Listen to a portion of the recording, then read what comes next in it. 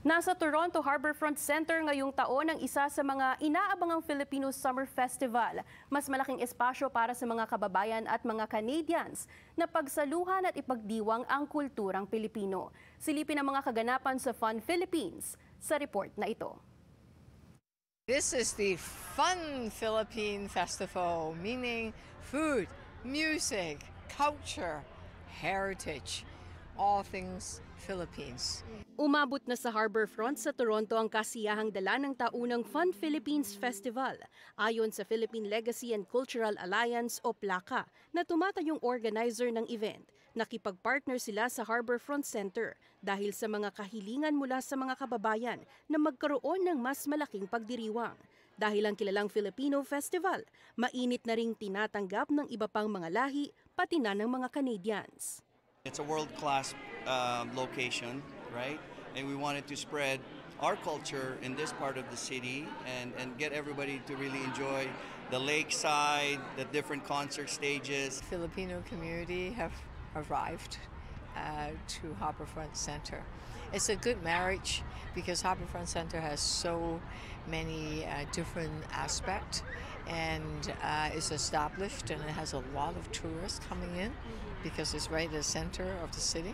So it's a good connection. Mas masaya po ba ang celebration ngayon? I think so. Mas masaya ngayon kasi mas malapit sa downtown. Yeah. Mas accessible siya. Pero iba man ang naging lokasyon sa kanilang ikatlong taon. Hindi naman nawala ang karaniwang eksenang mahahabang pila para sa kinasasabikang pagkaing Pilipino. Nakapila kayo ngayon sa Wilson's, medyo mahaba yung pila. Worth it ba ang pagpila ng mahaba o ng matagal? Worth it po. Kasi yung lechon pa lang, the best talaga. Bukod sa mga tindahang pamilyar na sa komunidad, nabigyang pansin din ang mga nagsisimula pa lamang sa kanilang negosyo. For now, we have like chicken and beef. So we're gonna expand our recipe as we go. And hopefully people would like to purchase and eat my empanadas. Ang ilang mga kababayan naman maagang pumunta para sa inaabangang star-studded event.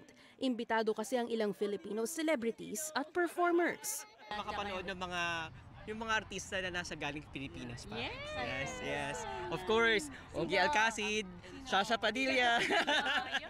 Nasasabayan sa pagpapakitang gilas ng mga local talents. Hi guys! We are BGYO and we are inviting you to come watch us at Fun Philippines Toronto.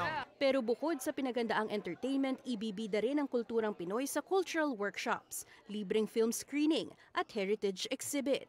1, 2, 3! Pero bakit nga ba nababagay na tawaging Fun Philippines ang festival na ito sa komunidad?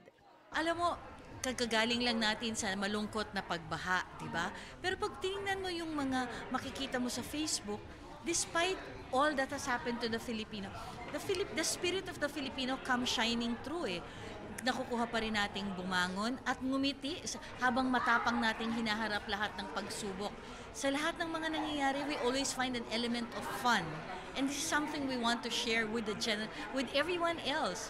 So really, Fun Philippines embodies the spirit, the resilience, and the strength of our community.